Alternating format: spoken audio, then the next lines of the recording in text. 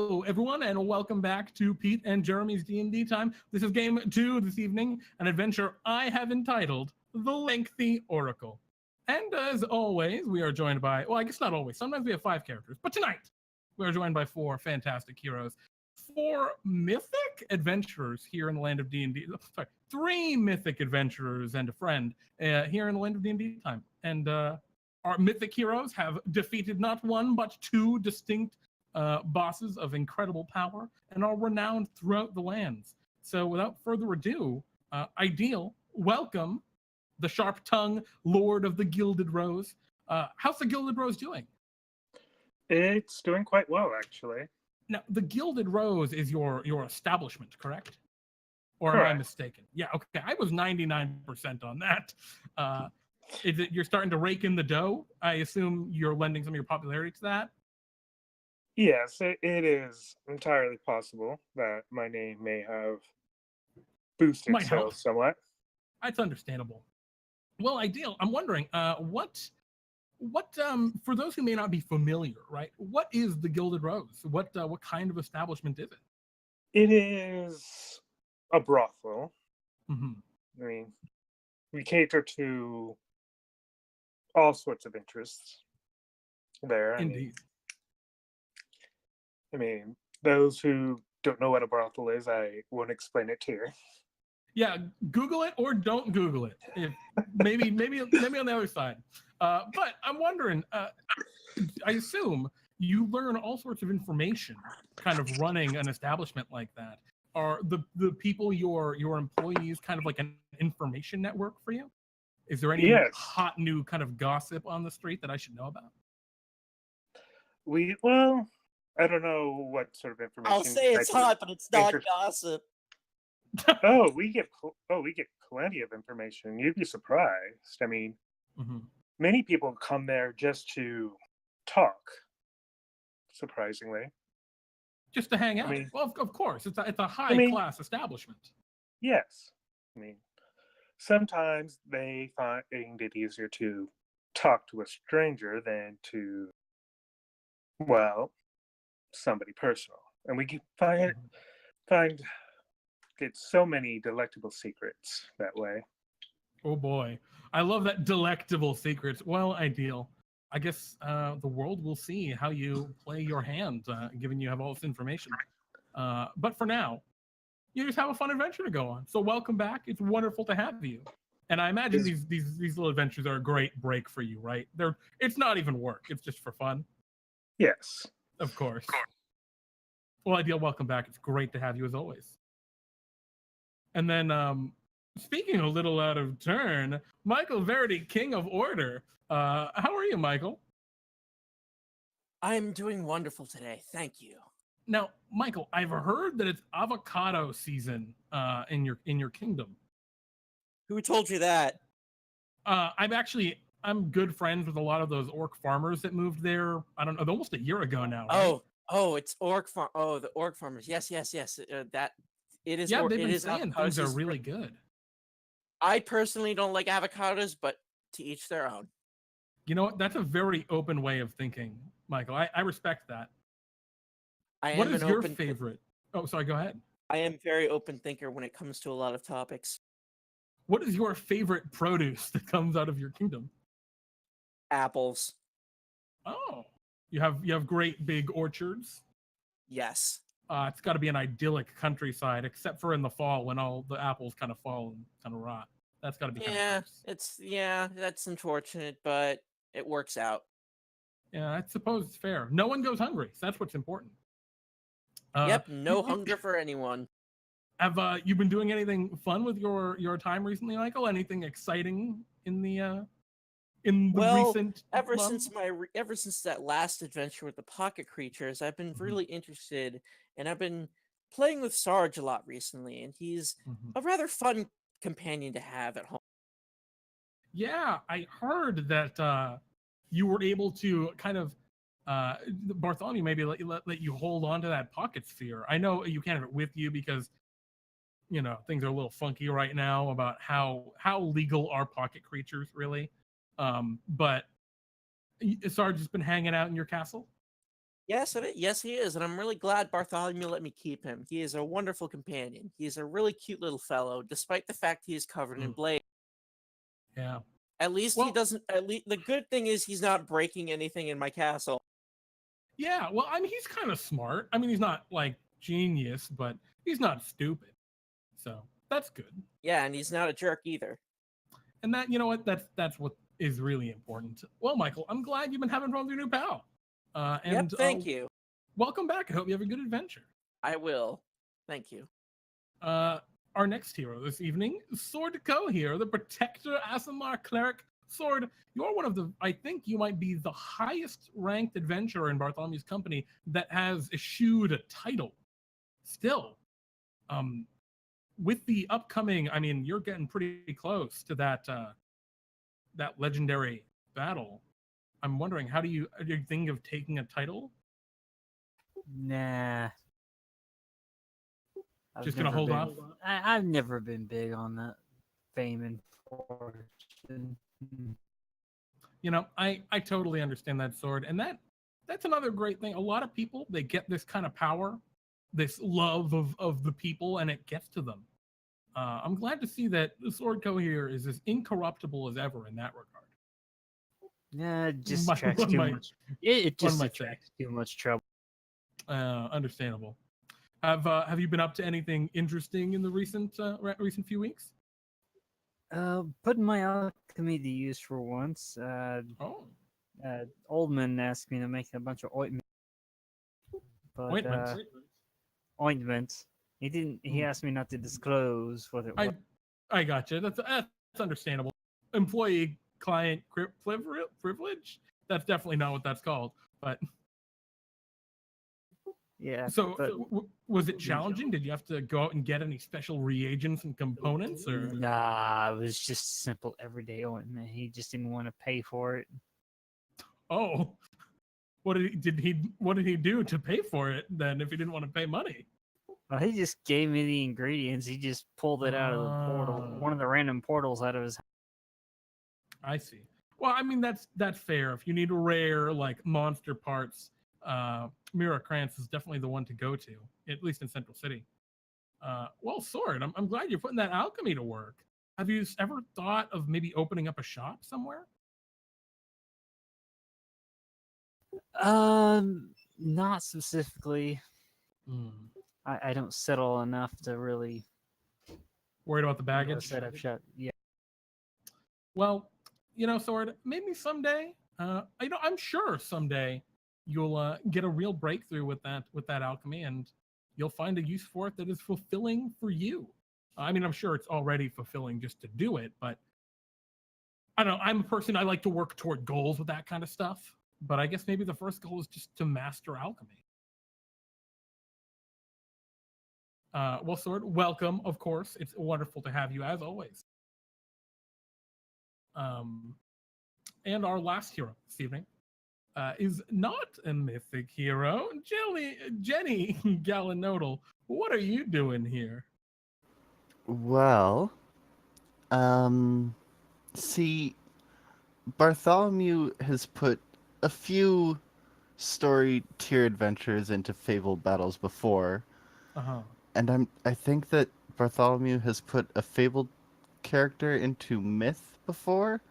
Yeah, but apparently I'm the only one that has done both now. Bartholomew must think very highly of me and the rest of the Galanodel club. Well, I'm not Bartholomew, but that's the only explanation to me. Your automatic resurrection thing is still on, right? You did it detect magic. Did you check that? I don't. What? Yeah, I'm just saying, because if yeah, he just trusts you. I bet. I'm just sure he's confident. He's not trying to. Yeah. Bartholomew's not that kind of guy. Anyway, well, Jenny, how have you been? How's the ocean? Good until you said something. I don't know what you mean. Well, Jenny, welcome to the adventure. I hope you have a great time. This should be an easy one. I'm sure it'll be fine. Yeah, I'm sure. Yep. Easy. All right. So as our adventure begins this evening, you have all been tasked with what seems like a pretty trivial mission for mythic heroes. Bartholomew has requested all of your aid. You are to head to the Wildewoad, an ancient forest on the edge of the small kingdoms. It's actually fairly close, Michael Verity, to your kingdom, as your kingdom is somewhere in the small kingdoms, one of the many down in that region. Oh boy, in the this will be fun. Southwest. Yeah, so you've all met up at the edge of the Wildewoad. Michael probably with your honor guard escorting you to the edge of the forest. Indeed. And as you've gotten there, this forest is absolutely, positively gargantuan. The trees each rise minimum of 200 feet into the air. Absolutely massive trunks, sometimes as large as like 15 feet wide in diameter. They're just absolutely gargantuan trees. And the deeper you go, the larger they seem to get. The cover of all of the foliage way up above the canopy, almost like a shadowy sky with its height, the sun hardly being able to beat through in places, and a low-hanging mist almost perpetually seen among the treetops. But it is also a place of, well, fervent life. There are birds, there are animals, there are all sorts of different creatures that, well, everything you could really imagine. And yeah, that is currently where you are. You have come to the edge of the forest, you've met up, and you've started to make your way in. After a few hours of walking, you finally came to the settlement that you were supposed to reach. You've been magically guided there as a kind of fey spirit met you by the entrance. And this fey spirit had a very strange appearance.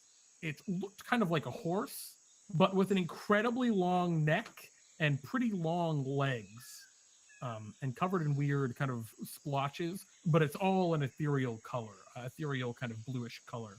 And yeah, you've just been following this tiny fey spirit until you have now come to a small village.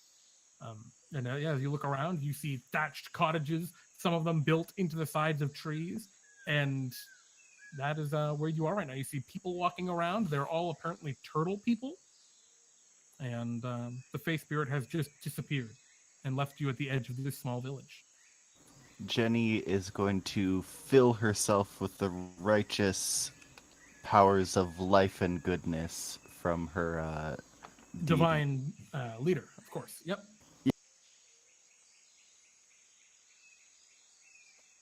And what would you like to do, Jenny? Oh, I'm sorry. Was that code for you're casting a spell? Yes, it was. Your righteous power of vigor and goodness fills you with 5 extra hit points. Yeah, we'll say 5 extra hit points, and it is true life. You feel super alive. Yep. Definitely not some kind of fiendish vigor, just angelic vigor. Now, Jenny, don't you have actually higher level spell slots than that? This is the one that I get for free for my angelic invocation. Yeah, of course.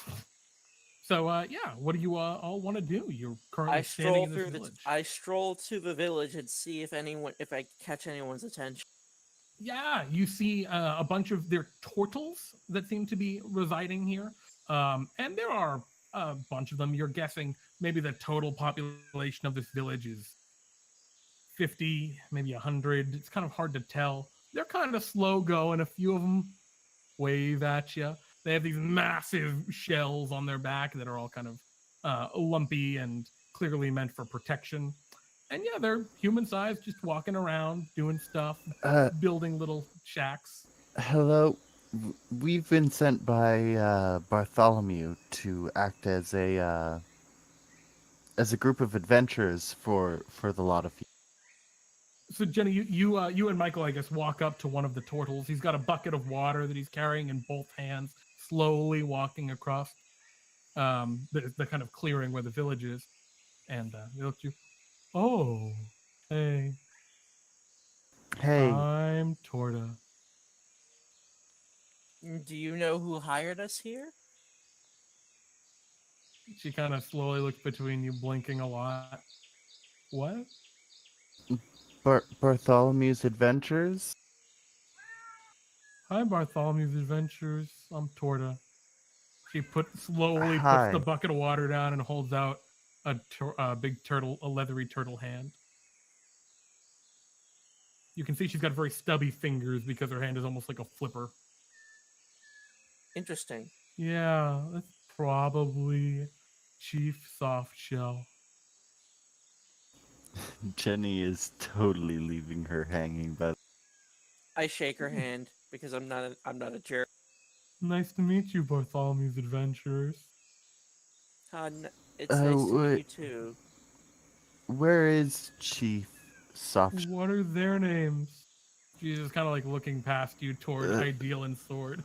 And Ideal and Sword, what are you two they're- doing as they're Also- they're taking the initiative? I was just kind of like awing at the trees Mhm. and thinking about is like how they'd make a really awesome, having some kind of hovel up there in the branches. They are also Bartholomew's Adventures. Chief All right. Softshell, where is he? You all have the same name? Crazy. Wow. You all come from a really cool place, I bet. Yeah, very cool. Where's Chief Soft? Oh, he's over by the tower. Enjoy your stay here in Torta Vista. Thanks, you too. Yeah. Wait, not you two. Wait, what? Okay, No, my name's Torta. okay, bye, Torta. See you Jenny later. To the awkwardly tower we go. Is it just runs from me, or conversation. was Torta a bit slow? Torta slowly reaches down and picks up the bucket of water. Jenny, you disengage. You feel like as you're trying to like slowly disengage that you're still just so fast compared to how slow she's moving that it's like you just feel extra uncomfortable, but you're able to disengage socially from the conversation. Jenny begins moving towards the tower. Okay. So, do you guys all walk with Jenny in the direction that was I pointed? do. Following suit. Sure. So yeah, you all just kind of walk over, and as you're going, you're passing many more of these turtles, and eventually you see what you think at first is a gargantuan tree, but as you're getting closer, it appears to be a giant wooden tower that is made out of huge trees. You have no idea how the turtles would have been able to build such a thing. But it has all this scaffolding, and it looks like a big ramp going up in a circle. And every so often you can see through the scaffolding, and you just see an enormous kind of yellow-brown thing beyond it. Looks like a yellow and brown splotched tree trunk. You're not sure, but it seems to be at the center of this tower. And you see very clearly who you believe to be Chief Softshell. He is a very elderly looking turtle. It has a massive beard, gray beard that goes down at the ground and kind of drags behind him, which none of the other turtles really have much hair. So it's just kind of weird that he's got this beard. But braided into the beard, you see all sorts of little idols of this strange, long neck, long legged horse creature that you saw before, all painted with orange and brown splotches. For you players, it looks like a giraffe. But Looking between these like idols, the spirit that guided us here, and the yellow and brown splotched tree trunk in the middle of this yeah. giant tree cage, can I assume that this is a giraffe in Well, I don't know how familiar you are with giraffes. They are not native to the land of DnDTime, but they were Yeah. created by eldritch mishap some time ago. Actually, a very long time ago at this point. That So- sounds like a role of some sort. Jenny Yeah. definitely doesn't know anything about eldritch stuff at all.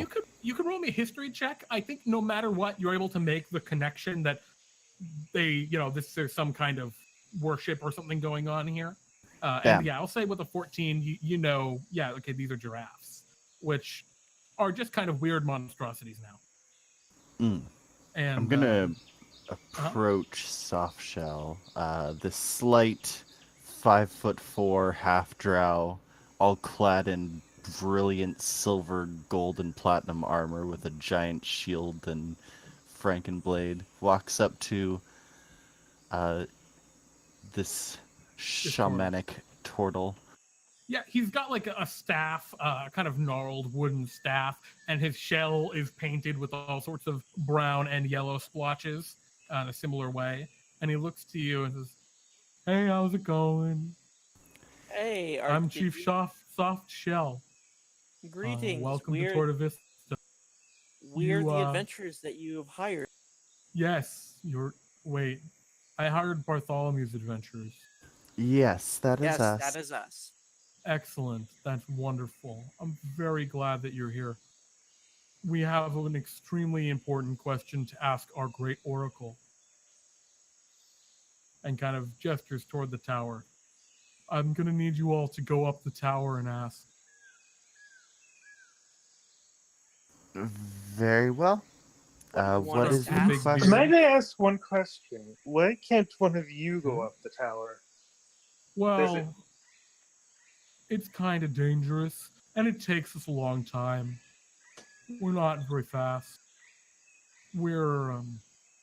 I've traveled your land, and it's strange that your tortles seem to be able to move with such alacrity, where we can hardly walk sometimes. Perhaps you're cursed No, in some way.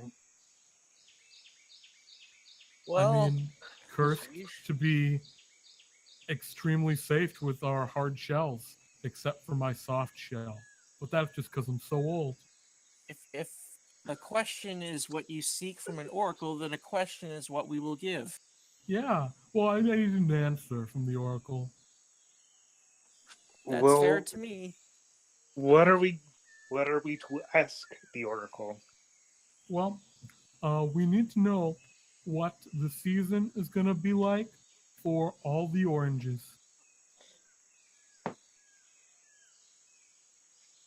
You see, You know what? I'm not we farm complaining. a lot of oranges here. There are lots of oranges that grow in this part of the Wildewoad. You mentioned that the journey was dangerous. Is there a particular reason why? Like something we should look out for? It's dangerous for us because we're slow. And it's dangerous because it's just really high. And the tower's not super well built. We're not the best builders. And he kind of like winkles his stubby fingers. Yeah.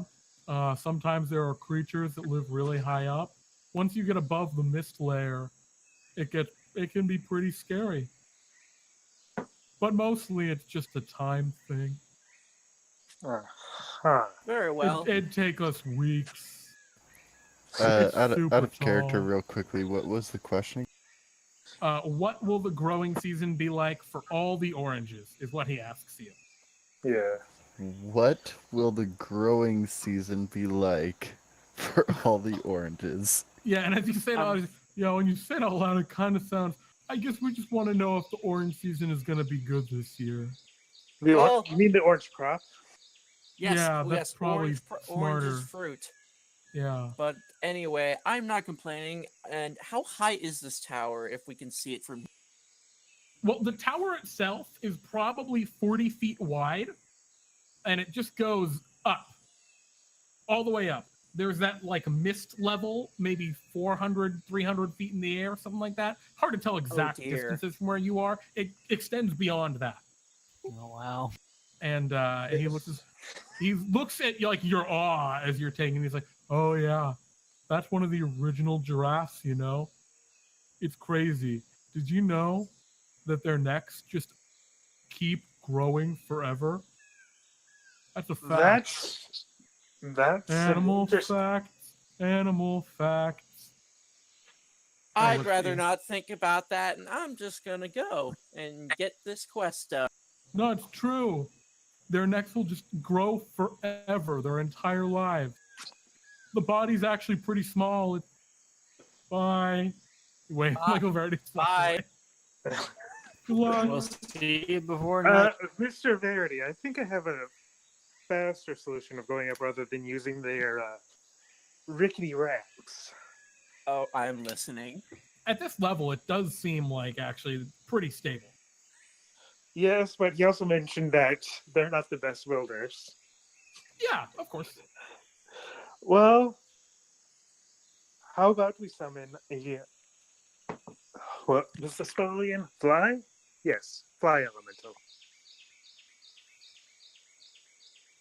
Now, how long does fly last, actually? Up to 10 minutes. Okay. Yeah. Hopefully 10 minutes will work. Moving at 60 feet. Yeah. Nice. Yes. You're very deep, very tall. But it could definitely help. Yeah. All right. Here, everybody take some of this bubble gum to just So you hand out your bubblegum of flying sword? All right. As you're handing take it a out, piece just in case. you're all having this kind of conversation, and you just hear from way over. So you guys are maybe like you're a little bit closer to the tower. So you just hear like, "Hey, could I have a piece?" Sure, help yourself. Oh, thanks. And the turtle takes it and Flying tortle. just starts to float away. I think you inadvertently killed Softshell at the end. Wait, Wow, was this that is soft crazy. shell or just a random That tortle? was soft shell. Oh my- He's ascending to the Wow. heavens. He only floats like maybe 10 feet up, and now he's just kind of like floating there aimlessly. He doesn't seem to notice though, or he's enjoying him. Yeah, he seems kind of aloof. All right, so everyone They're grab not some bubble very gum of fast, flying. are they? All right, so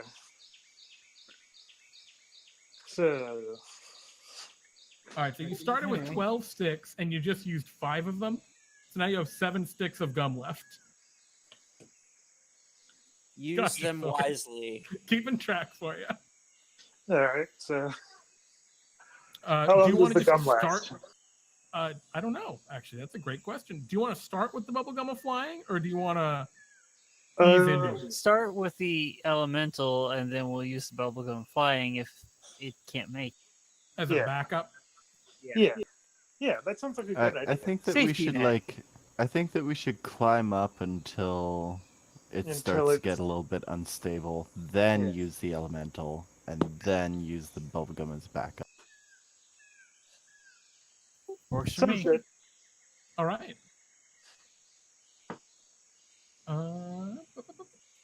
All right, so you all begin to fly upwards. Or climb up. Or climb upwards. At this level, right at the bottom, it seems a pretty straightforward walk.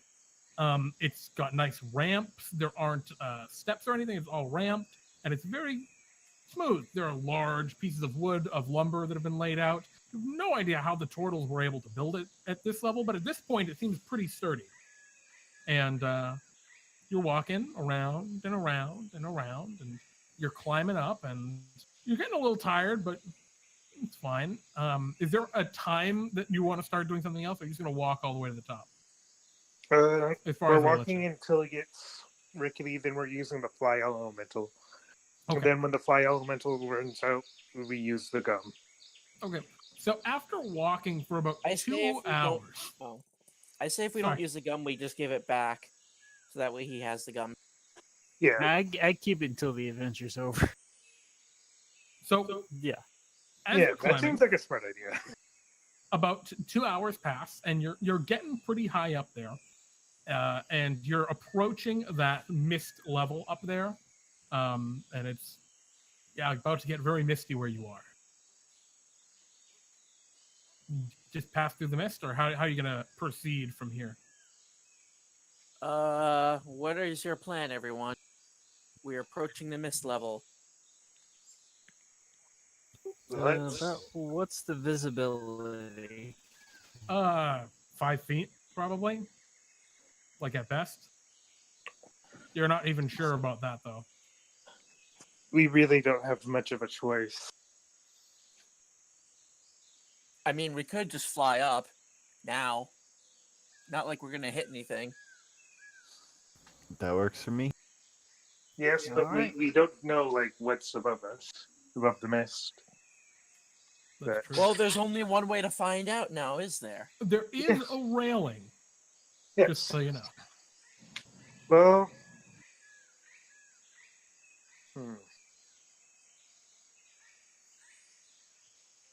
You know what? We don't know how it is, how well built the ramp is beyond the mist, so fly elemental. All right. You conjure forth a fly elemental using your wand, your ring of creating stupid elementals.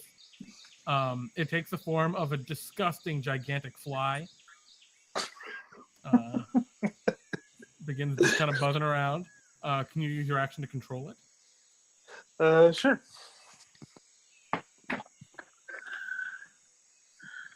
Charisma. All right. You use your charisma to control the fly elemental and who you have it fly on. I just. Well, there's. I don't. How much room is there on the back of this gigantic fly for us? You can't like go through it. It's like an ethereal fly. But yeah, because it's an elemental. Can it Not like a hold all of physical- us, though, is the question. Yes, that's more or less the question. Can it hold all of us? It's not like substantial enough to hold a person, I don't think. You're kidding. No, it's a fly. I Like- immediately Can- face palm. Last Can time it it was a hold balloon. It Can can it like hold a cast rope? fly. Yeah, it could hold a rope. Do you want to try and tie a rope to it? Yes. I mean, I think one of you could probably grab onto it if you wanted. Or you could tie a rope around it. If one of say you us tie a can rope around it. hold, if one of us can hold on to it, I think that one of us should do that, and then it can cast fly, so it can cast fly and someone else. Good. How many times can it cast fly is the question. Well, in Fly theory, is if you just tied, concentration, so one. if you tied a rope to it, then you could all hold on to the rope and just fly up like that if you wanted. Maybe. You know what? That's a very good plan. Since we all have the You bubble tie- gum, if we fall, you we tie save footholds. ourselves. Yeah. Yeah, you're You know high what? enough up that like if you fall, you'll have time to use the gun before you hit the ground. Yeah. I mean, we're reasonably high up at this point. Okay. So So let's. I think, am I hearing, this is what I'm hearing, and I just want to clear it with you guys, make sure I understand. You're going to tie a rope to the fly. You're all going to hold on to the rope except for Jenny, who wants to fly. Actually have fly cast on them. Am I hearing Fair this enough. right? That sounds fair enough. Yeah. Sounds good. Jenny, am I understanding this correctly? Hold Jenny? on. Oh,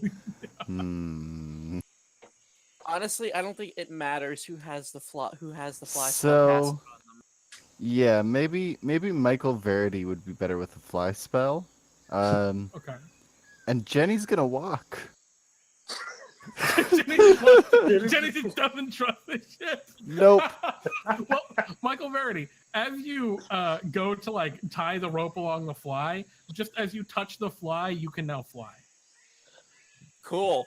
And I just immediately start flying up just to see what's All beyond right, the as soon mist. as you let go of the fly, you can no longer fly. Wait, what? You want me a dexterity saving throw? Oh, wait, what? Wait, pause. That's not how fly works. It doesn't. This is a ring of creating dumb elementals. Sometimes they're just dumb. Yes. Please tell me. Yeah, I'm Michael, you catch the ledge and climb back up, no problem. You don't fall at all. But you don't fall any distance, I mean. But you realize you'd have So to yeah, hold on to the actually- fly so, to gain Okay. to be able to fly. yeah, Okay, the fly so I spell is hold on to- concentrated on the fly. So Okay, so I'm going to hold on to the fly and go with it instead of using the rope. Okay. Okay. What about the other people that went fly?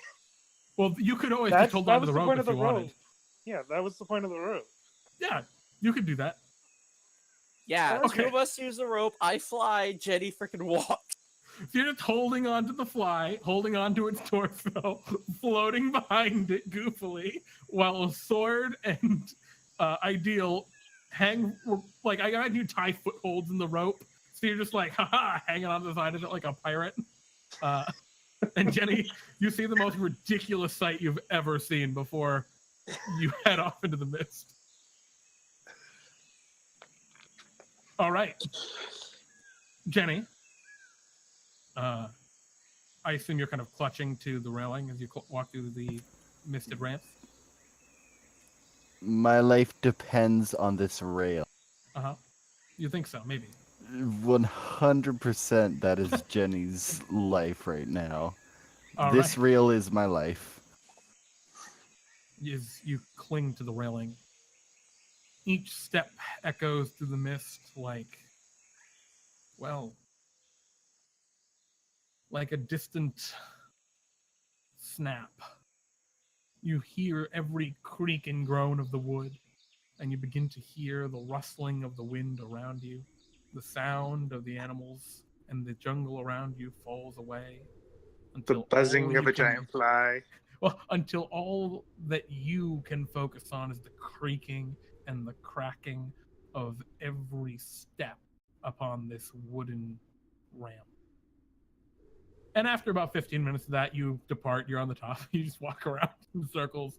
It's about a dozen laps around, and yeah, you emerge through the top of the mist, unharmed. The rest of you goofily fly upwards. Yeah, you just fly up, no problem. You guys come up through the mist. Yeah, you fly up to the top. You're above the mist level. You can see that the canopy continues way up. The trees keep going ever higher. You have no idea how high they go this deep in the Wildewoad, but it's something. And do you wait at the top above the mist level for Jenny? Yes, of course. Okay. So you wait. How long is fly? 10 minutes? Yeah. Or we can, like, if 60, let's say it's 60 feet. I mean, do you just want to rocket up and leave Jenny behind? Just calculating, like, how far we can actually go in 10 minutes. I think it's like... It's very far. Switch, I think, calculated in the chat. I think it's 12,000 feet. Yeah, it's 6,000. If you dash. I don't know if you can dash. 12,000 if we dash. Yeah, that's pretty quick. I think we would get there, like, if we did it that fast, I'm pretty sure we'd get there, 6,000 like... if you don't. Well, either way, I'm going to just make an assumption that we're 5 minutes, that we make it 5 minutes, or, like, before. Well, I mean, yeah, I guess the question, do you take full advantage of your flight and leave Jenny in the dust, or do you... No, we leave Jenny in the dust, but then we wait for him at the top. Yeah, we wait for Jenny after the fly runs out. Okay, so you're flying straight up, and at this point, it's incredibly, like, you're getting toward the canopy. It looks like the tower itself is built around this whole, like, as entering the canopies of these trees. The flying becomes incredibly difficult and does become quite slow to do so safely, given you're all dangling from this one flying thing. And yeah, you're able to get quite a ways up. However, about halfway through your fly duration, you see there is a massive break where a lot of the ramp has broken, and you see what looks like a gigantic sloth that is dangling for dear life. It looks like it's like trying not to fall. Looks like the bridge gave out under it and it was just climbing around. It is a huge creature. It has 3 very large kind of claw-like toes, and yeah, it is it looks like it's gonna fall. I want I have an idea. I want the fly to set us down next to the near the sloth. Okay, yeah, sure. No, I have a better idea. I was because Well, go I'm ahead, saving Michael, this just a sloth. second. I don't care. What were you And saying, then I'm Michael? going to cast. Well, just a second. Michael? I was just thinking, looking at this poor sloth, since I'm not going to use the bubble gum of flying, I give it to the sloth. Well, it's a gigantic creature. You'd have to like walk out to try and feed it the gum. But you guys land. Michael, I have a better idea. Since we're going to be waiting for Jenny anyways. And I'm pretty sure she probably wouldn't be able to get past the broken parts of the ramp. I suggest we have the fly set us down near the ramp, and we use the fly to save the sloth. Okay, fair enough. Okay, so you are all set down on the ramp. Are you on Jenny's side or are you on the slightly higher side? I'd say on Jenny's side. Okay, so you're all Just to safely make down. it fair. You see this gargantuan, slow-moving creature just dangling. It seems to be having a very hard time. It's trying to like right itself, but it keeps slipping, and it's so huge. You hear everything like creaking, all of the wood under its mass. What do you want to do now? You want to try and command the fly to go and make the sloth fly? Yeah, I mean, at least fly it to somewhere safer. Okay. I know. Can you roll another control elementals check? That fails. The fly elemental. Wait, is it? Oh, yes, it does fail. Yep, it does fail. The fly flies off. It just flies away. Then then I'll just use my other spell slot to make the sloth fly, unless somebody else has a better idea. Oh, you're just gonna cast fly on the sloth? That's actually a better idea than wasting a bubble gum. Yeah. What do you think, Sword? Sword? I'm fine with it. All right, Sword's cool with it. So. Nope. All right. Sword, you're a robot to me. Sword's getting altitude sickness. But yeah, you want to cast fly on the sloth? All right. I'll cast fly on the sloth. All right. As you cast fly on the sloth, I'm gonna roll a something saving throw. Oh, I should roll this in public so you all can see it. The sloth gets confused and does not seem to realize that it can fly. But you feel the magic's taken hold. You're concentrating on it. This sloth can fly. But it's just still having a hard time. You figure if it was like knocked off at this point, it would probably realize that it can fly. While falling. Who wants to knock off the sloth? But at this point, it's just still hanging on and doesn't get it. Help it. Okay, Michael, you're gonna like walk out on the plank of wood that it's holding on to and try and like knock it off. No, I'm not gonna knock it off. I'm gonna play the game of this little finger did this and this little finger did that. I mean, it's got giant fingers. It's a huge creature. It's probably like. Ideal's just gonna ram his body. Can I make a suggestion? Sure. Just break that plank. That's an option too. Yeah, wait. No, actually, no. I have a better idea. Can I use one of my sword charges and use command on the creature and just say release? Yes, you can. Oh wait, I had silly music I have an for idea this. for the command. Where's the silly music? Tell it to fly. Wait. Yeah, okay. The command is fly. Give me a DC 14 wisdom saving throw. It succeeds. Damn it! Doesn't understand what you commanded to do. Okay, screw it. Doesn't react at all. Screw it. Knock it off. I can't do it. It's not working. All right. So I'm just going gonna to try and knock it off. Or break the plank. All right. Well, all right. So I'm gonna try and either knock it off or break the plank. The problem with breaking the plank is you could just walk across the plank and keep moving. And if it's strong enough to hold the sloth, it'll hold you. Ideal's gonna ram his body at the sloth and try and just knock it off. Okay, so you're just gonna. Well, you'd have to balance over to the sloth and then attack it to knock it off. I guess you could use a shove action. Yeah, Okay. that's what I'm gonna do. A shove action. As you move over to the sloth is frightened and will make a claw attack against you. The 16. It hits. Its gigantic claw rakes you for 28 points of slashing damage. As the sloth lazily claws in fear. Is it letting go? With one hand. Let me roll its dexterity save. All right, it succeeds. It does not fall yet. Can I? Okay, I have a better idea. Speaking of slow.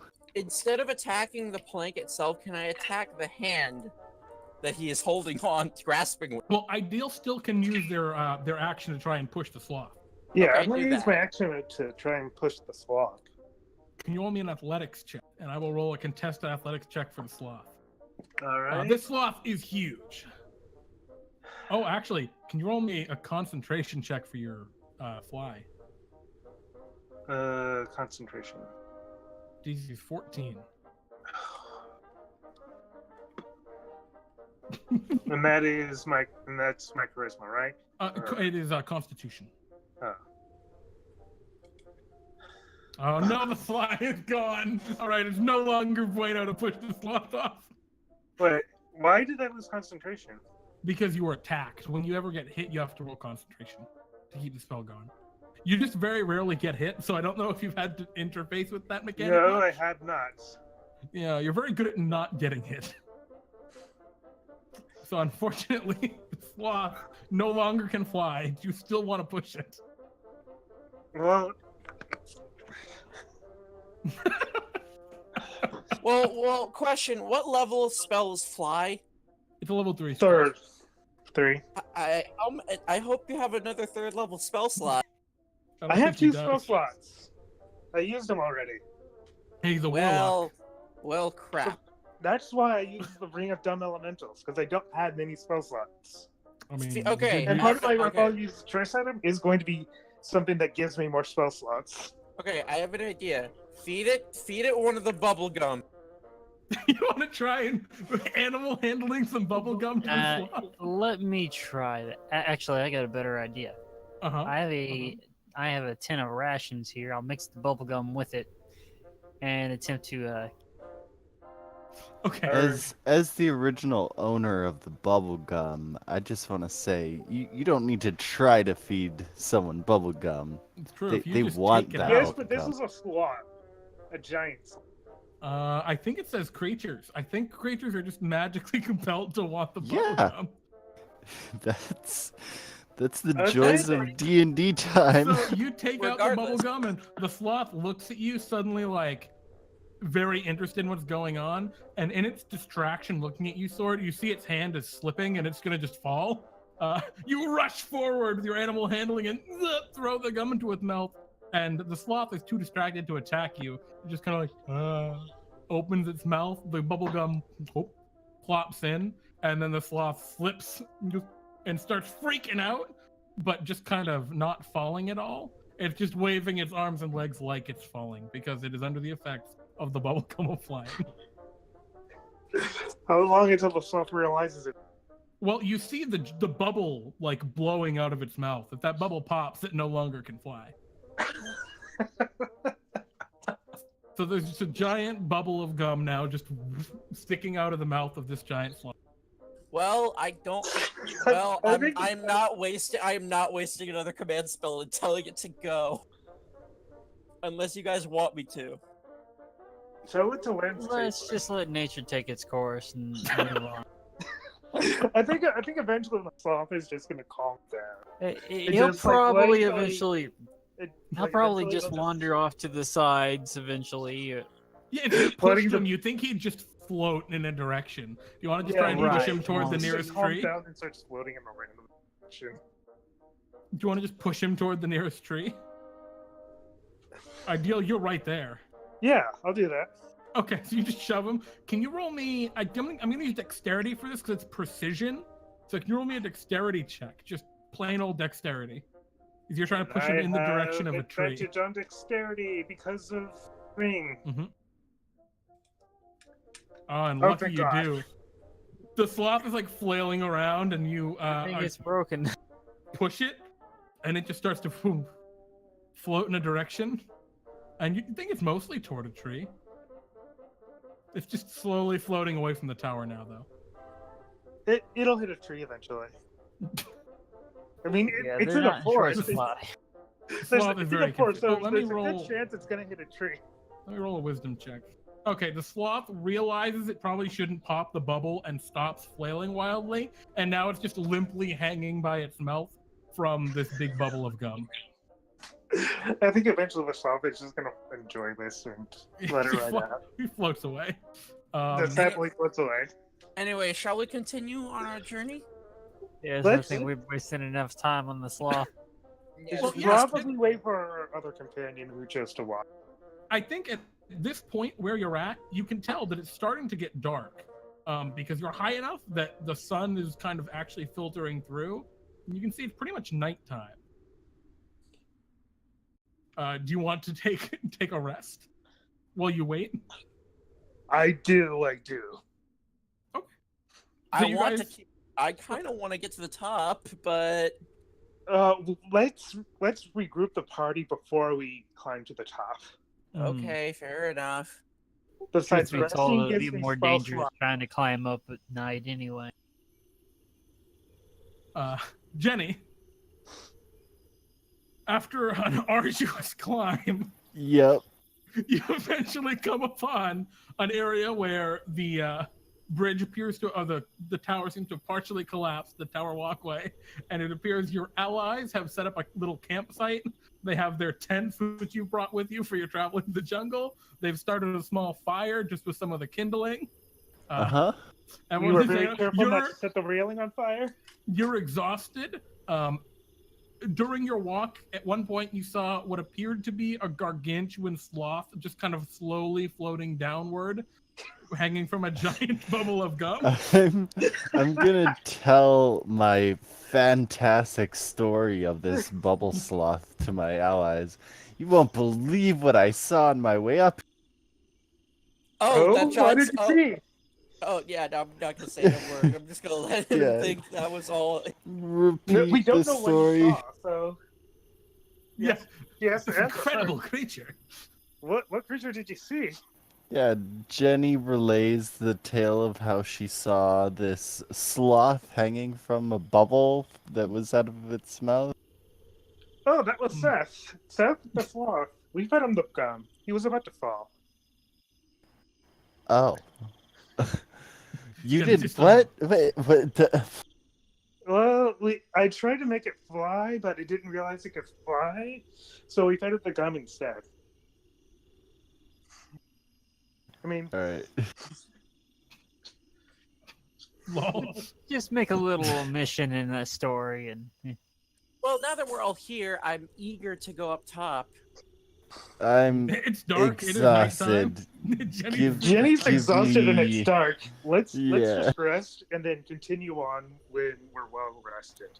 By the way, Jenny's re-upping false life. I don't know if you want to re-roll at the start of if combat. you'd like, you can. That's totally fine. Like at the start of combat when it actually matters, would that be more appropriate? Just roll it now. It's fine. I prefer to just, because I don't want to forget about it. You know what I mean? So you cast your false life upon yourself. And yeah, so Michael, you seem to be a proponent of keep traveling. It's okay that it's nighttime. We'll take a torch or something. Yeah, that's my. If everyone wants to rest, I'm not gonna stop them, so I'll just join. The rest of you have had a short rest already. So ideal, you were able to regain your hit points, spending hit dice, and your spell slots actually. So that's a huge one. Yeah. And Jenny just wants to rest until they're not exhausted. Okay. So So- Michael, I guess overruled perhaps.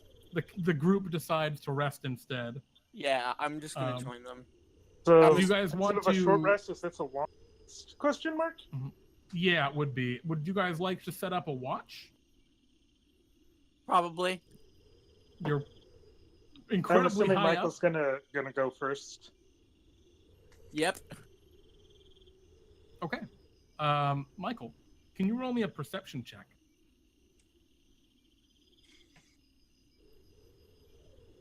All right. I clearly don't see anything. I don't. Yeah, you're really not seeing much.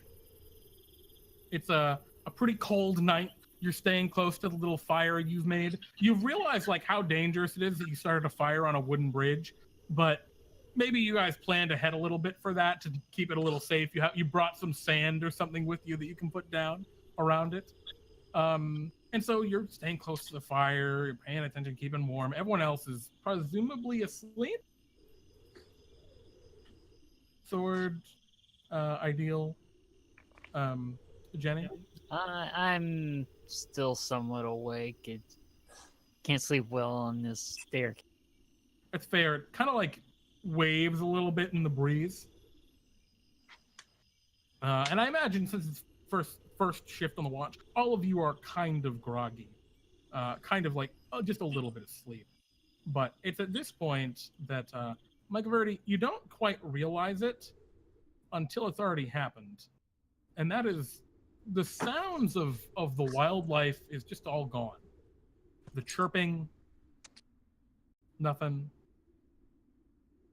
And as you realize this, you kind of stand up and you look around a little bit, and the first thing that you hear, it just sounds like the wind, but it appears to be some kind of a whisper on the wind.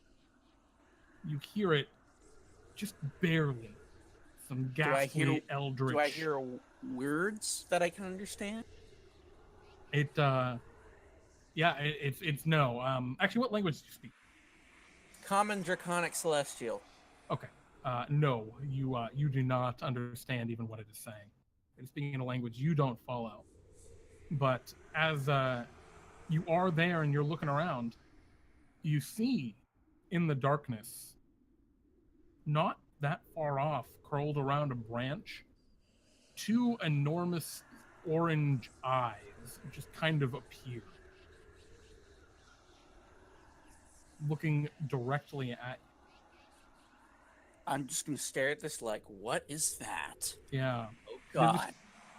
Orange eyes with beady black pits in the middle. They must be part of some kind of fairly large creature that's just looking directly at you. I wait until it does something. The eyes close. The whispers stop. And I need you to roll for initiative. Oh hell, and everyone's asleep? I think people are groggy. The sound of combat will wake people up easily. Yeah. Well, there's my initiative. So we probably have a delayed turn. Those of us asleep. Yeah, well, you are all surprised. Michael is not. Michael, believe it or not, that 8 was enough to keep you, for you to notice it. It rolled very poorly on its stealth. Okay. So, Michael, you got a 15. Can everyone else also roll initiative? I just want to get everyone on there. Hot damn. Yes, I have to roll on twice fire. because advantage doesn't work. That's gonna be my only good roll for the night. You know it. And actually, it looks like everyone is going to go before it, which is great. Yeah, everyone's going to go first. So, Michael, you're the first to go. What would you like to do? You can see it is just gone. Actually, yeah, it's just gone. I mean, it probably just attacks you, right? You know it's going to attack you. You can feel it in your bones. Whatever it is going to attack you. Well, I can't. I was going to use one of my spells, but I can't do that if I can't see it. So You could ready an action. I'm going to ready an action which is gonna just be my attack action. Okay. Now you only get to make one attack when you ready it, but you can still do your trip attacks. That's fine to me. Awesome. So you ready your attack, and you see hardly visible out of like the corner of your eye by the flickering light of the campfire, almost like swirling mist-like shadows quickly rush over as the creature appears on the platform next to you. And it is a large creature, so it stands maybe 13 feet. If it stood up tall, it's hunched over right now. It's kind of lanky in its form, almost half created of shadow in its own right, a black and gray shadowy being. But the thing that's most concerning about it is it has these weird alien lanky fingers and one particularly long lanky finger. This is a weird eldritch iteration on an eye, if you're familiar with what that is in real life. It is going to rake out with its claw at you, Michael. But you can make your attack first because yours is ready. Okay. Yep. And because you're in dim light, you're attacking normally. However, unfortunately, I think, do you have anything you want to add to the 13? Actually, I should ask that first. I don't know if you have like precision attack or something. I do have precision attack, which is a D8, I believe. Would you like to use it? Yes. Then you will hit it. Its armor class is 14. So go ahead and give me your damage from your ready to attack. I'm assuming 18? this is also chaotic, so it takes the radiant. It does, and it appears to take the radiant damage totally fine. Your radiant damage is equally effective. It's not vulnerable, but just trying to look at it. Okay. Well, now it's its turn to hit me. Yes, now it's going to attack you. It'll rake out with one claw, an 11. Nope. And a 27. That one will hit though. All right. You're going to take 16 points of damage, 11 slashing and 5 necrotic, as this claw does not seem to be totally material. And it will reach out with its one finger and use its Finger of Dread feature upon you. And I need you to roll a charisma saving throw. Oh dear. And actually, that's... yeah, all right, that is correct. DC is 14. You succeed. I take So you're half. going to take, and that didn't roll the damage for some reason. Probably because I'm bad and didn't put the macro in there. So this is the actual damage. It's half of 30. You take 15 psychic damage as you feel just a wave of dread flow over you, but you stand with your resolve. And then the creature will fly back, or not fly, but disappear backward away from you into the shadows. It has a reach of 10 feet, so it's out of your range when it moves backwards. That will be the end of this creature's turn. You can still kind of see its form, but it is now in darkness. It is no longer illuminated by the firelight. All right. Top of the initiative, Sword Coheir. You hear the din of battle. What would you like to do? Seeing Michael with a nice little gash on him, I will cast Cure Wound. All right. So you rush over and let out your healing power upon Michael Verity. Ooh, nice. That's a big old chunk of HP. And you're a life cleric, right? Yeah. So you should also add your wisdom to that. And my wisdom is 5. All right, damn. So it's 22 points back, Michael. Reinvigorated by Sword Coheir's healing. Sword, are there any bonus actions you'd like to take? Or is that the end of your turn? And I will, since I got dark vision, can I see the... Yeah, you see it, but it just appears to be kind of partially melded with the shadows. In that case, I will summon a spiritual weapon and have it strike at... Okay. The spiritual weapon appears, slashes, and yeah, you'll absolutely connect with a 15. For 8 force damage. All right. And that'll be... Yep, your spiritual weapon seems perfectly effective against it. We move to Michael Verity. Michael, it's your move. What would you like to do? And I can see this thing? Yeah, it's just its form is partially diffused within the shadows in that darkness. Well, I don't have much of an option here, so I'm just going to do... Well, shit. Yeah, you take out your light crossbow and fire, unfortunately not making contact. Is there anything else you'd like to do? Oh gosh. Nope. I don't really have anything else to do. Okay. So you're just kind of holding your ground in the campfire light. Yep. Ideal. You awaken. What would you like to do? I'm gonna cast Blight at this giant eye. All right. You rush out and conjure forth your blight upon this shadowy creature. Go ahead and roll your holy moly. All right. It's a Constitution saving throw. Yep.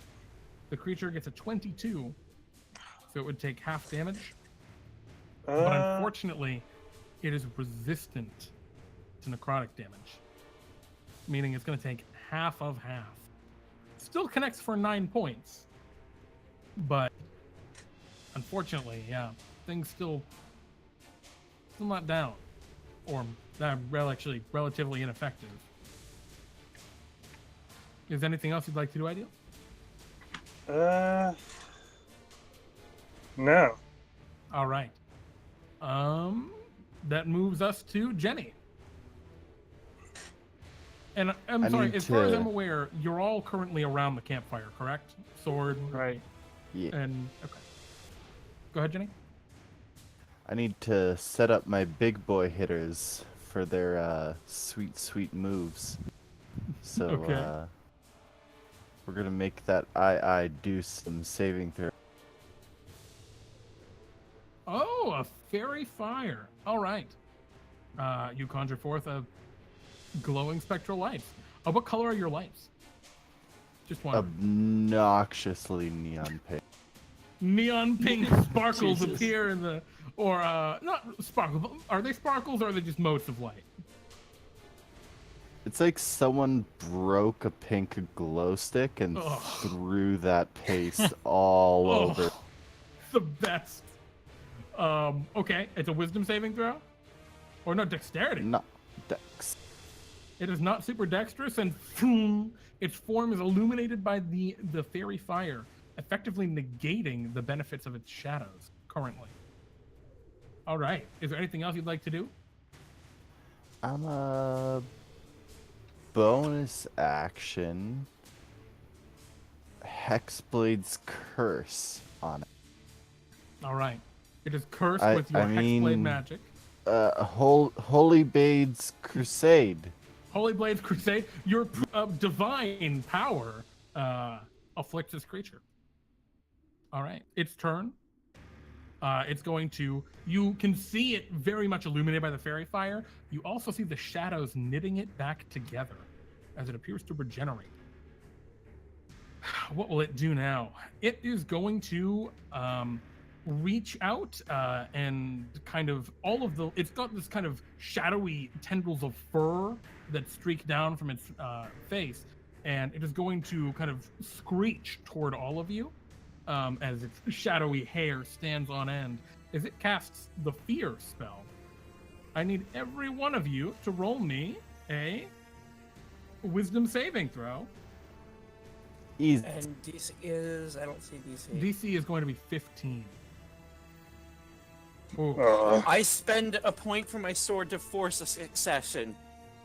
Can you do that against Wisdom. It says wisdom against fear effects. Yeah, you know what? I'll say that this counts as fear.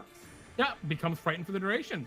You spend a point for your sword. You feel yourself wanting to drop your blade and flee, Michael, but you clutch to it.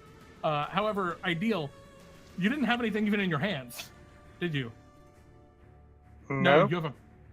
Yeah, because you had to conjure your pact weapon. Right? That's right. So yeah, you don't drop your weapon, but you are afflicted by the fear. What this does, a frightened creature must take the dash action and move away by the safest available route on each of its turn unless there's nowhere to move. If a creature ends its turn in a location where it doesn't have line of sight to you, the creature can make a wisdom saving throw. On a successful save, the spell ends for that creature. So, ideally, you're going to have to run away on your turn. Yeah. And that is the end of the Eyes move. Sword Coheir, it's your move. You see a terrible fear afflicting your ally Ideal. What would you like to do? I don't got really anything to help with that. But to summon my wings, I have to use about. It is in fact an action. All right. Well, I'm gonna go ahead and take flight then, and use my spiritual weapon on the beast again. All right, the spiritual weapon swings out. It would be at disadvantage because the creature is in shadow, but instead it's a normal attack because of the fairy fire. So 20 will absolutely hit. Go ahead and roll me your damage. 6 points of force. Force seems perfectly effective. Is there anything else you'd like to do? Fly away from the group a little. All right, your spectral wings coalesce behind you, Sword, and you are able to kind of fly off of the tower a bit. All right, Michael, what would you like to do? Well, I don't really have much of an action. Well, I'm going to say I'm trying to look something. Yeah. You guys okay. do all of the damage types that it is not resistant to. I use command on the creature and tell it to grovel, and by that I mean it will fall prone and land on the railing. It does have advantage against the saving throws for spells and other magical effects. But what is the save? Save is 14. And it's wisdom? Yes. But it does not matter because it grovels nonetheless despite its magical resistance. But since it's not on its turn, actually no, I'm just gonna let it take its turn, so it will do that. Because that is its turn now. Yeah, its turn is to grovel. 100%. So, is that the end of your move, Michael? Yeah, that is the end of my turn. All right, Ideal, you run away. You bolt into the shadows, I assume. I don't have a choice. Yeah.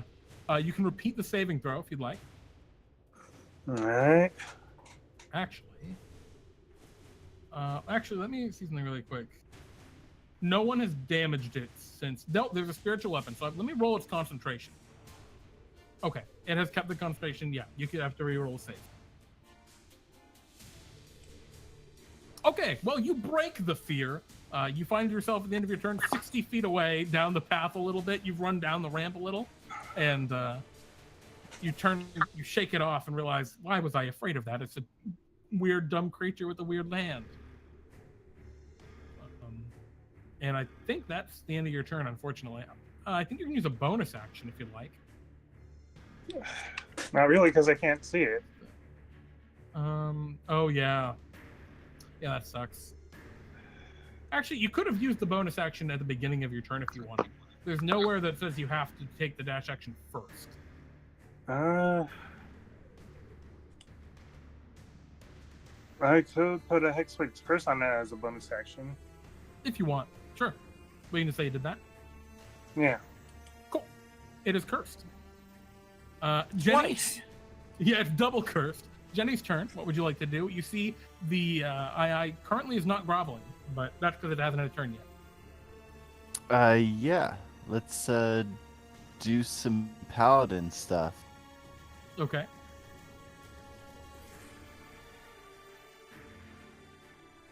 You use Angelic Blast. 14 will hit. Exactly. It's exactly what you need. Cool. As you Angelic Blast it for 6. 6 points of damage. And second one? Alrighty. Your Angelic Blast seems perfectly effective against it. No issues at all. 16 total. Yep. So 6 and 10. Yep. Is there anything else you'd like to do? With my bonus action, no. All right. It is the II demon's turn. It grovels. Sword Coheir, it's your move. You see the creature is groveling upon the ground. Well, I'm gonna take the opportunity and wail on it. All right, you rush forward with your hammer. Oh, you'll hit. It doesn't matter. He had advantage, but it doesn't matter. Yeah, everything cancels out because of the shadows and everything. Actually, Sword, do you emit light when you're in your radiant form?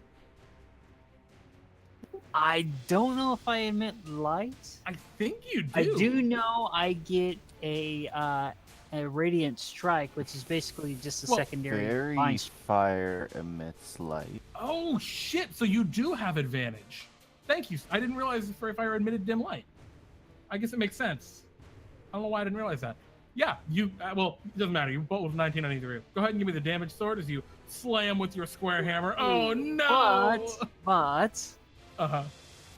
I have divine strike, radiant strike, which is another D8. Layer those on. And I'm gonna use my my flaming glove. Yeah, just Oh shit! Yeah, that's actually really important. Switch. Thank you for pointing that out. I had no idea. All right. So, Sword, you rush over. then I'll use my bonus action to swing out that spiritual. right. Yeah. Oh. Nice. As at least something's consistent. Yeah. I mean, if that was a square hammer crit, I would have cried. But Still ain't bad. oh yeah, that's actually really good spiritual weapon too. 75. I'm not gonna say how much health it's that. Why did I say that out loud? Yeah, you slam it, for some more damage. And Michael Verity, it's your move. You see the creature groveling before you. Sword Coheir has rushed up and begun wailing on it. And you can see now, like you saw last turn, but I was bad and didn't describe, and I apologize, that the fairy fire appears to be shoving off the shadows, and you can see its form pretty clearly. Actually, very I clearly. attack it with the sword. Right. You run forward and take your swings. You have advantage on the attacks. Oh! Oh! No, I'm not done. I'm gonna action surge before. Sure, go ahead. God. All right, those will all hit. I assume you probably want to use your bonus damage abilities on both of the crits, so you get them twice. Yes, and I think that's All right. 2d8s per. So let me roll those first. Sure. All right. So 11 and 15 plus. Okay. Boom and boom. Jesus. then And the let me two roll for the normal last two. attacks. Yeah. Oh my God. What can I say except you're welcome? All right. It is just blasted as you rip into it.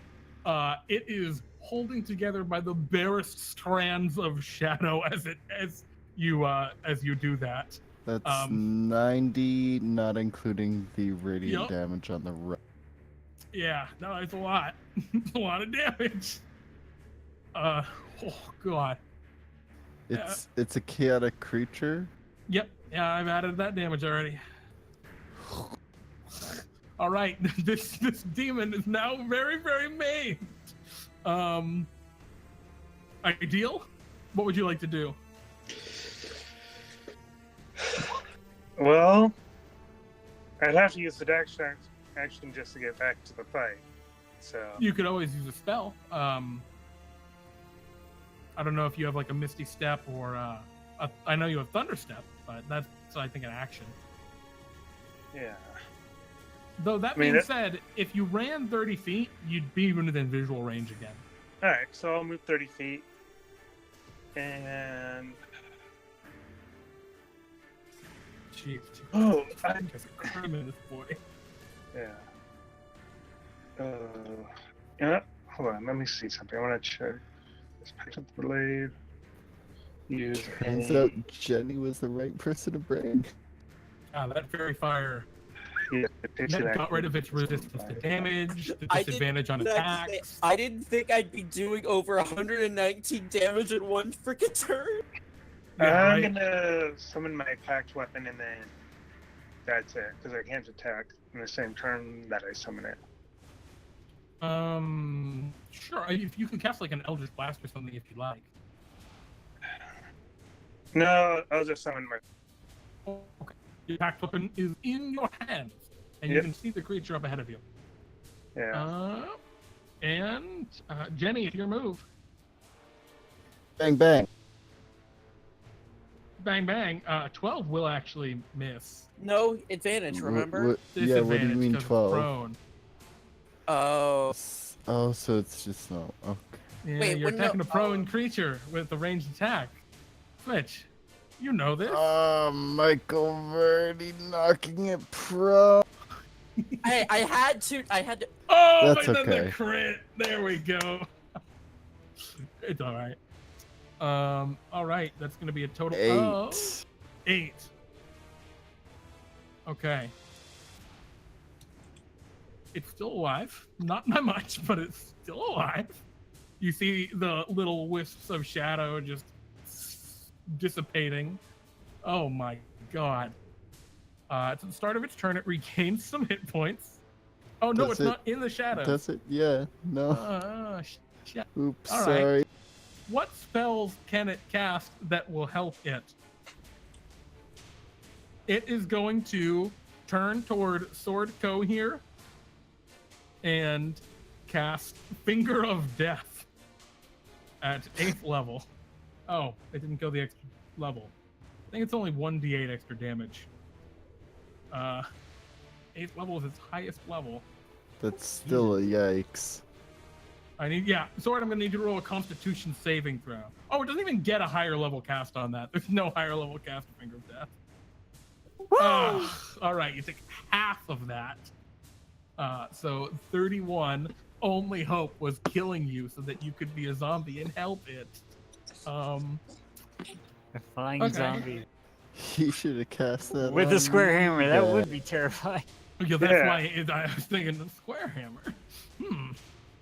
All right, it will then, realizing it has not fucking got you.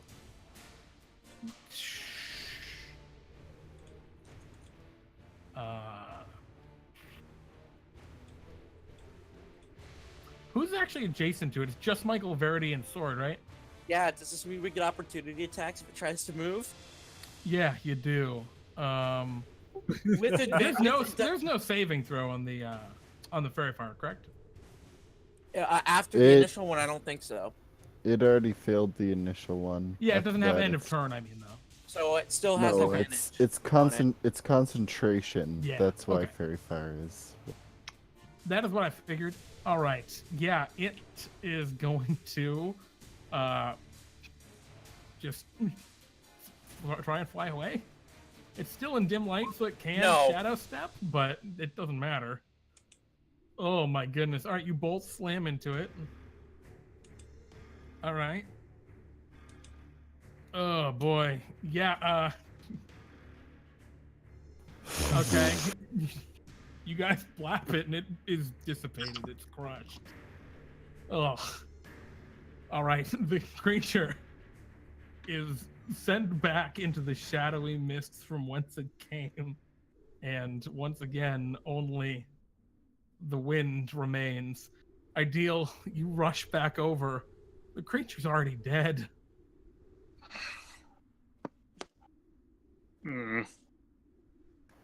What? You sound Wasn't this disappointed. thing? Yes. Wasn't this thing a boss battle at one? No, I've used a similar creature in the past. But yeah. I remember you running the II. Yes, I love the eye. The week after I sent you that pic. Terrifying eye. So yeah, you've killed the eye. You continue your rest unbothered. Yeah, all right. At the next dawn, you awaken. Do you guys want to head to the top? Yes, sirree. We Nope. get our spell slots and everything else back. Everything comes back. All right, then let's head up. All To the right. top we go. You guys walk and walk and walk. It's actually quite a ways up, unless you want to just cheat and fly. Nah. Because actually, with swords, wings, and a level 5 fly spell, I think all of you can fly. Yeah. So you could just all just fly up if you want.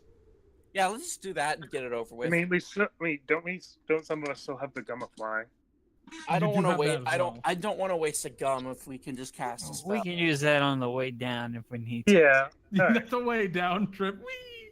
Yeah. So you fly to the top, powered by Ideal's magic. You just. Wait. I don't Oh. have level 5 spell slots. Oh, I thought you were level 5. You have level 4. I have level 4. I can carry him. I gotcha. Yeah, I mean, you'd have to carry someone. I guess a sword is carrying Jenny. So yeah. All right. So yeah, you guys fly directly up. By the way, you guys dealt 214 damage to that creature in 2 rounds. Shrug emoji? Like, God. Half of that was Michael. This is like that It was all cloud the giant crits. incident all over. Yeah. So yeah, you guys fly up, and as you do so, you see the tower shrinks down quite a bit the higher you go, and as you kind of reach the top, you breach the tops of the trees. You see the shining light of the sun above, and you see a platform clearly still being built at the top, where you actually see a tortle who's got a hammer and a nail and is slowly nailing another plank on. But more than that, you see the head of a giraffe sticking up in the middle of this tower. I walk up to the giraffe and The I tortle ask, looks as you How fly could up. we have missed that? Hmm? How could we have missed that all this time? Missed what? The giraffe. Yeah, the giraffe. You've seen its neck. It's a very big neck. Yeah. So the giraffe looks Yeah, at you, it's its one of the- eyes like galaxies. and Jenny asks, "Is orange season going to be good this?" You ask, is orange season going to be good this year? All right.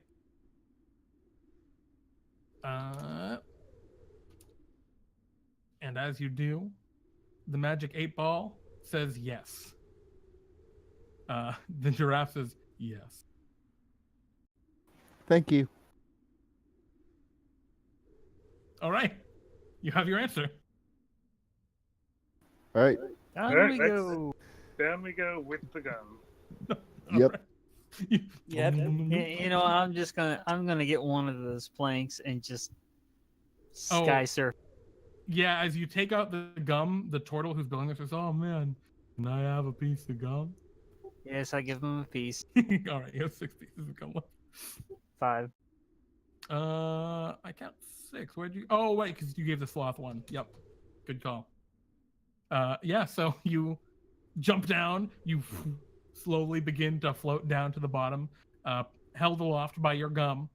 On the way down, you see you pass by an area of tree cover that is just splattered with bubble gum, and you see there is a sloth just kind of hanging out in the tree, a very, very large sloth. Looks like he made it safely somewhere. And Yeah, yeah, he's just stuck in the gum in the tree. you there's a lot of hair stuck in the gum, but he seems to have freed himself from the gum. And yeah, you make it down to the bottom where you see Chief Softshell. Like, hey, welcome back. How's it going? That was wow, it's crazy. You have huge bubbles.